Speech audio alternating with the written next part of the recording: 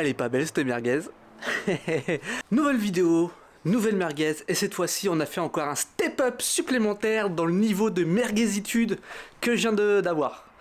Alors, si t'as pas suivi les précédentes vidéos et que tu débarques, je te rappelle que j'avais un daily qui est actuellement toujours là, qui est ici, un joli petit TDS de ses morts, comme on dit, que je ne supporte plus.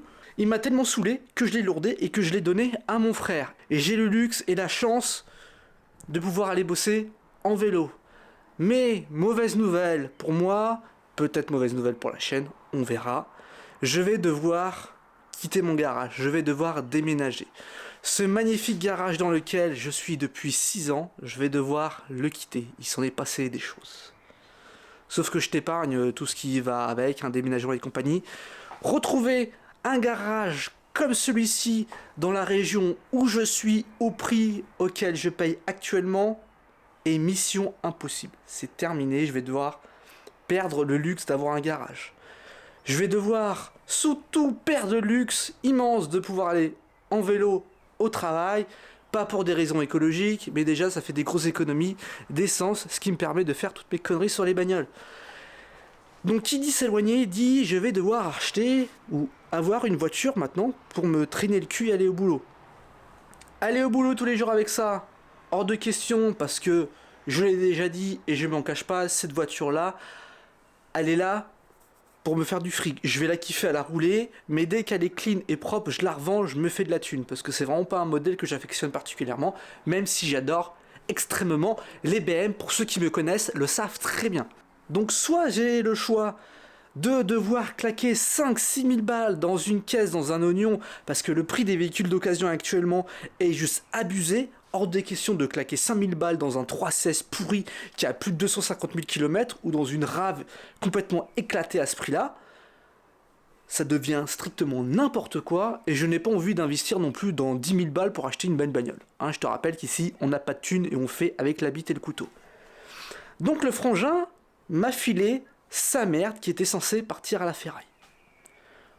Donc ce qu'on va faire, on va essayer de la retaper avec un budget que j'ai réussi à rassembler, qu'on va voir ça ensemble. Voilà le budget pour refaire la Golf.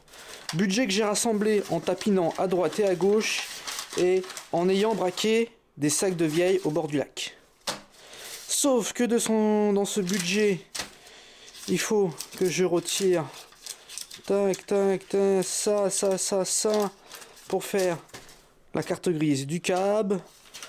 Ensuite, il me faut ça pour l'assurer. Ensuite, il me faut tac, hop, pour payer mon augmentation d'électricité de mon chauffage de cet hiver. Parce que j'ai extrêmement chauffé mon appartement à 15 degrés tout l'hiver en allumant que la moitié de mes radiateurs. Ensuite, tac, tac, tac, ça, pour faire les derniers travaux sur la Golf 2 pour qu'elle soit présentable pour le Merguez Tuning Show. Pour mettre de l'essence. Dans la vie, rien n'est impossible. Rien n'est impossible. Maintenant, on fait un tour de la voiture. Des petits plans de coupe pour te montrer à quel point elle est pourrie.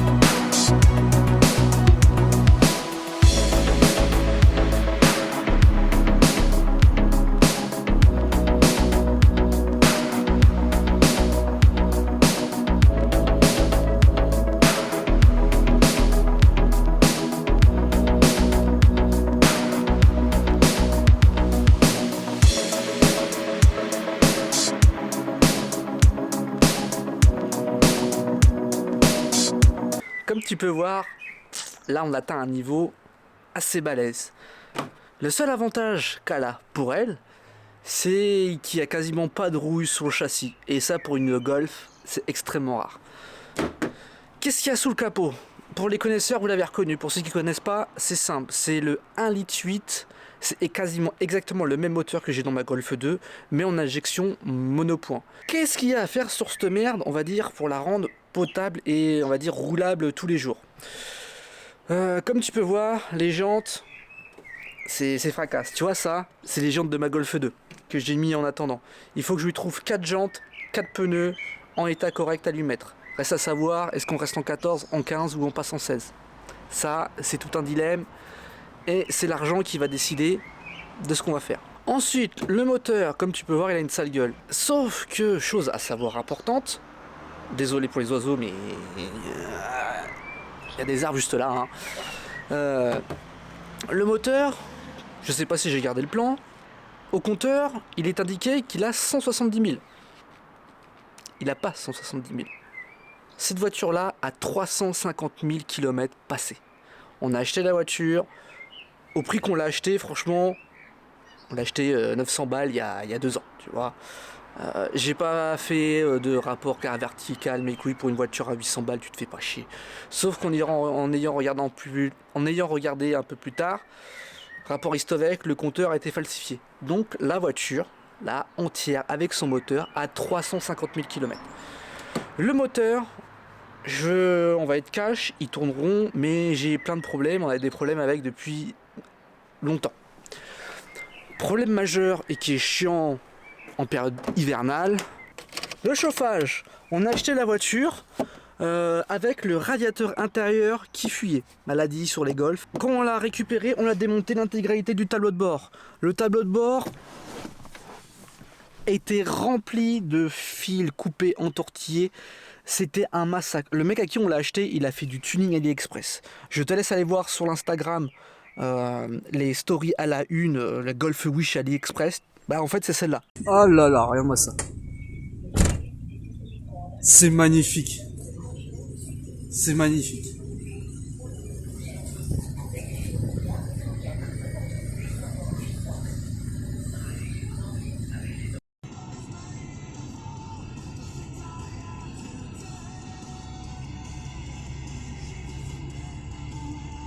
On a démonté entièrement le tableau de bord pour accéder à la ventilation. Et déjà nettoyer la ventilation, refaire les volets qui étaient troués et changer le radiateur intérieur pour en mettre un neuf qu'on a mis de marque Ella, je crois, de mémoire. Parce que on n'a pas de thune ici, mais quand on achète des pièces, on essaye de prendre des bonnes pièces pour qu'elles durent. Ça sert à rien de mettre des pièces de merde pour que ça claque au bout de 6 mois. Sauf qu'on a dû faire une connerie hors montage parce que on n'a absolument pas d'air chaud dans la voiture. On a vérifié le circuit de refroidissement plus d'une fois sur la voiture, c'est pas bouché, c'est tout propre. Il n'y a rien qui peut empêcher d'avoir du chauffage. Donc je pense qu'on a dû se planter dans le remontage des volets et en fait le volet doit rester tout le temps ouvert et ça doit être tout le temps de l'air froid qui passe dans la ventilation et du coup qui empêche de chauffer correctement à l'intérieur. Donc pour ça, il faut redémonter tout le tableau de bord. Parce que sur le Golf, pour accéder au bloc ventilation, tu es obligé de démonter la partie supérieure contrairement au Golf 2. Et puis lors du premier démontage aussi, on a fait un tri dans le faisceau parce que c'est simple, la voiture c'est étonnant qu'elle n'ait pas pris feu avec toutes les merdes qu'il y avait. Pour te dire, ici on a un moteur de lève-vitre électrique alors que normalement elle est équipée en manuel. Et le mec a fait courir un plus de la batterie qui est à l'intérieur. À l'intérieur, tac tac, par tableau de bord, porte, truc, avec des petits bouts de fil de 20 à 15 cm. Pas soudés, isolés, entortillés et scotchés. Voilà. Alors, j'en dirai pas plus sur l'état des dégâts qu'il y avait. On a refait ça propre, on a remonté, mais on a fait une connerie sur le bloc ventilation. Ensuite, le châssis, comme je t'ai dit, le châssis amortisseur d'origine. Donc ça, je pense que si je trouve ou si quelqu'un parmi vous a des combinés filetés pas chers, on lui colle dessus et on la claque au sol. Parce que ça va être ma merguez et j'en ai rien à foutre que ça frotte le sol contrairement à la Golf 2. Si elle me tient 3-4 ans, ça sera déjà pas mal. Le moteur, le voici. Du tuning a été fait dessus. Désolé pour les bruits. Ce moteur là, je le soupçonne énormément d'avoir un joint de culasse, 350 000, on peut pas trop lui en vouloir, donc on va faire les tests ensemble, test de compression, et on va tester aussi, voir s'il y a des bulles dans le bocal, qu'il n'y ait pas un trou dans le joint de culasse entre un piston et un conduit d'eau, et qu'il y ait des compressions qui remontent dans le bocal, parce qu'elle me bouffe de l'eau. Elle bouffe de l'eau pour plusieurs raisons déjà, parce que elle fuit, elle pisse l'eau de partout. Elle a pissé l'eau ici, au niveau de la pipe d'eau, qu'on a changé, et une fois qu'on a réparé ici, elle s'est mise à pisser ailleurs, à la pipe d'eau ici. Une fois que cette pipe d'eau a été changée, elle se remise à pisser au niveau de la durite ici, que j'ai bricolé avec 2 colliers. Ensuite, une fois que j'ai réparé ça, elle se remise à pisser au niveau de la durite de la pipe que j'avais réparée ici. Et pareil, en remettant 2 colliers temporaires pour voir, ça s'est arrêté de fuir. Sauf qu'une fois qu'elle avait arrêté de fuir, elle s'est remis à fuir de l'eau au niveau du boîtier thermostat. Donc voilà, tu commences à comprendre un petit peu la merguez que c'est. Donc ce que je vais lui faire, merci le scooter. Donc ce que je vais lui faire, si les tests de compression de culasse et tout fonctionnent, il va falloir changer toutes les durites d'eau, parce que les durites d'eau elles ont 350 000. Je sais plus de quelle année elle est à la voiture, et je pense que ça doit être des durites d'origine. Il va falloir les changer, et puis si les durites se met à fuir au niveau des colliers en mettant 2, enfin bref, il faut changer tout ça. La distribution elle a déjà été faite, la pompe à eau a déjà été faite, on l'a fait au moment où on l'a acheté par sécurité. La voiture tourne plutôt bien, sinon à part ça, l'aval de l'éthanol à 30%, sans avoir de problème, sans rien, donc ça c'est nickel. Ça rassemble pas grand chose, mais en t'expliquant les problèmes de fuite d'eau, t'as bien compris qu'en réparant un truc, il y a d'autres trucs qui claquent. Ça va être un cercle vicieux sans fin avec le peu de budget qu'on a. J'ai aussi en plus à faire les 2 roulements avant qui sont cuits à changer. Il va y avoir une vérif des roulements à l'arrière, ça c'est traditionnel chez toutes les Golf. Sur les Golf 3, je sais pas si c'est des roulements coniques comme les Golf 2, donc on va démonter, on va regarder. Donc assez bavardé, on attaque les travaux.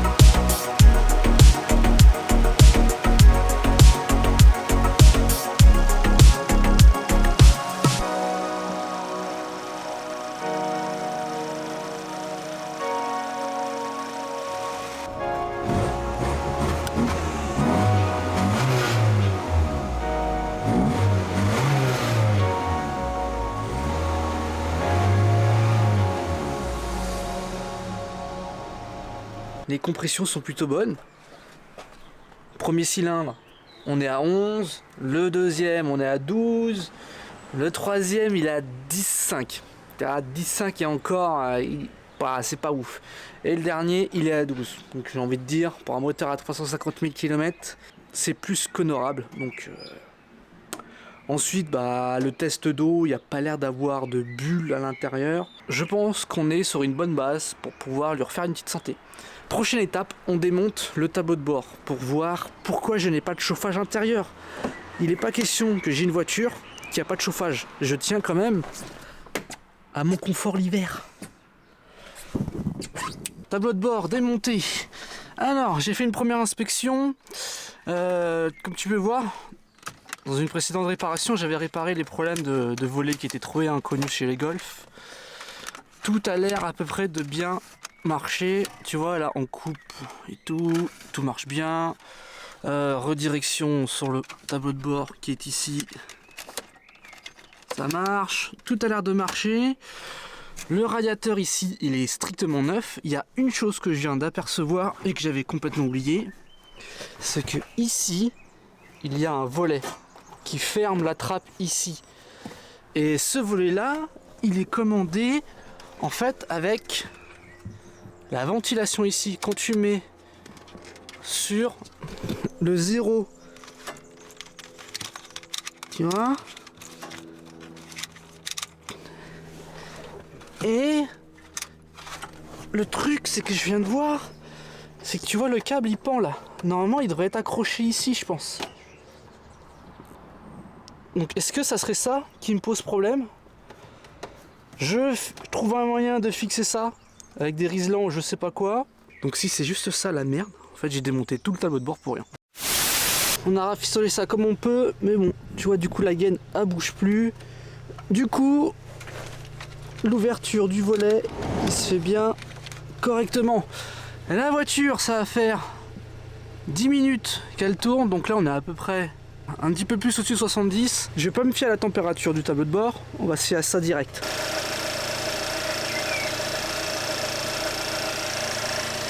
Donc, entrée, sortie du radiateur dans la même température.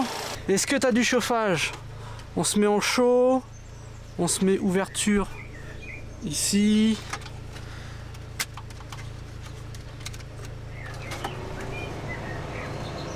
Oh putain, il y a du chauffage.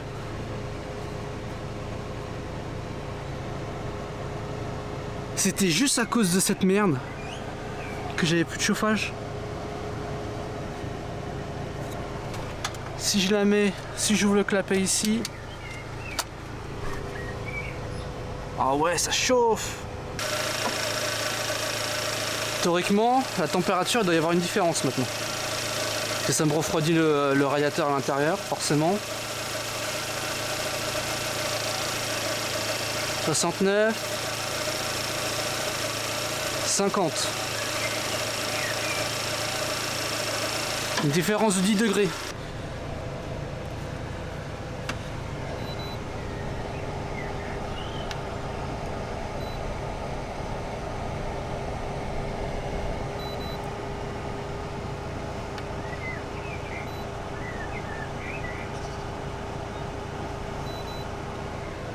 Bon, je pense qu'on peut dire qu'il y a du chauffage.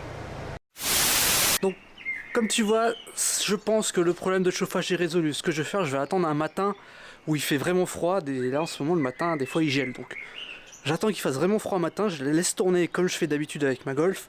10-15 minutes avant de la prendre. Et si j'ai l'air chaud correct, le problème de chauffage sera résolu. On s'abandonne ici sur la vidéo. Je pense qu'elle a décidé de se laisser faire et de se laisser remettre en état, donc on va s'en occuper. Le temps que je commande les pièces et que je la remette bien en route. Et on reprend ça un peu plus tard. Il y a une chose que j'ai oubliée sur la Golf. Joint de carter. J'ai le carter d'huile qui pisse. Et j'ai commandé le joint il y a déjà 6 mois de ça et je l'ai jamais monté. Donc, on s'en occupe. Et pendant que j'étais, tu vois, je lui ai changé les jantes. Elle est belle, hein. 15 ans d'expérience en automobile pour arriver à un niveau de merguezitude comme ça. C'est de toute beauté. Je vire la câble, on la met à la place et on attaque le joint de carter.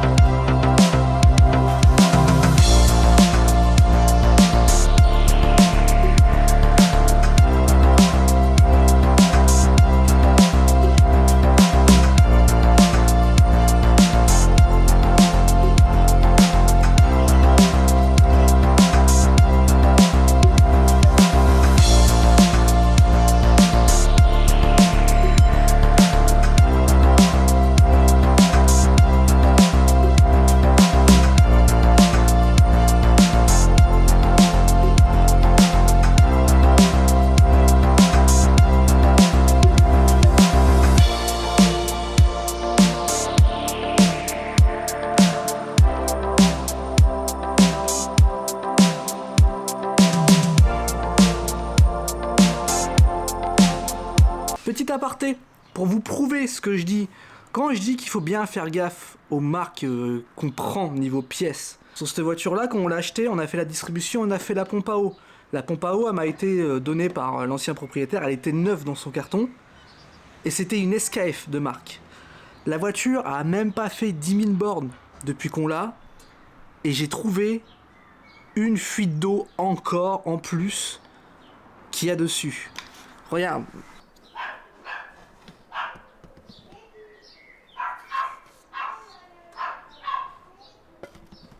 Ça, c'est la pompe à eau. Une SKF qui a même pas 10 000 bornes, qui fuit. Même en prenant de la marque, ça fuit. Comment tu veux réparer? Comment on fait? Comment on fait? Dis-moi comment on fait. Donc tu vois, même en mettant des pièces de marque, ça trouve le moyen de pas tenir. Comment tu veux faire pour réparer bien tes caisses, quoi? Ça me tue, ça, je te jure, ça me tue, ça. Et autre chose, même quand tu te dis, je me prends une merguez, comme ça, personne va me la déglinguer, je m'en bats les couilles. Regarde. Là, j'ai une calandre sans logo, mes couilles tuning. Elle était pas pétée. Je viens de le voir, là. Il y en a un qui a essayé de me l'arracher sur le parking. Même quand t'as une merde, on vient te la déglinguer.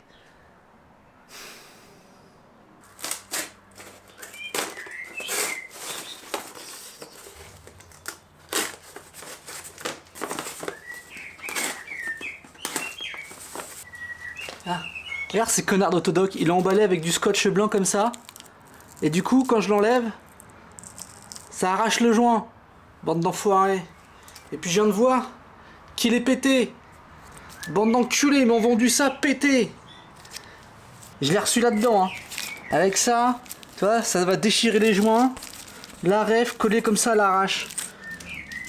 Bande d'enculés, va. Du coup, vu qu'ils m'ont vendu un joint pété, on remonte à la pâte à joint. Nique sa mère. Le joint il a remonté. Comme d'hab, les devises vers la boîte, à moitié foirées, j'ai réussi à les serrer, enfin bref. C'est remis.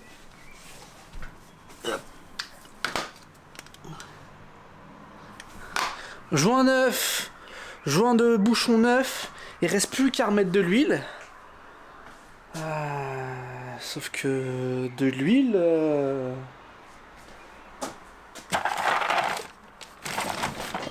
Est-ce que j'en ai encore de l'huile? J'ai plus d'huile. J'ai plus d'huile. Attends. On va pas se faire chier. On va pas se faire chier. Pourquoi se faire chier?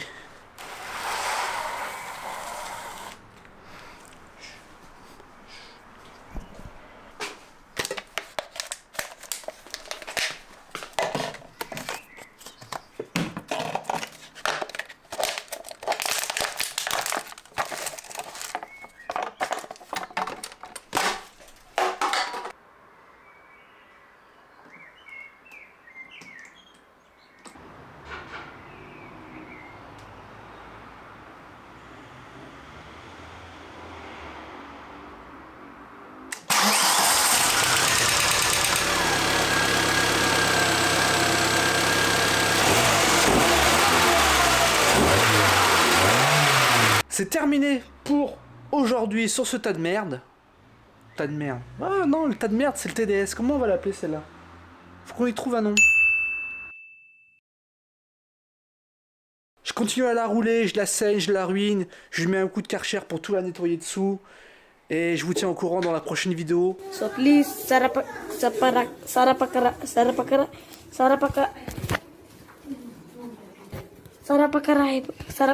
Yes.